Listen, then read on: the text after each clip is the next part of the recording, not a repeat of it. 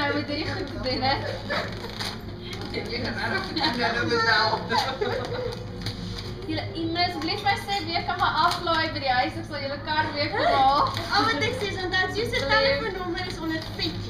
Ek sien hulle ronddry, maar ek sien die bakkies, hulle klim agterop. So nie hou nou op. Wil jy nou bosje skieter hierso? Ja. Wat om laai as ek nie kan kry. Maar asseblief hulle moenie die rye soos vir julle kan nie weg nie. Ag, Jessie, dankie. Hulle sê jy dit altyd doen. Ja, jy kan nie te veel weet wat sê nie.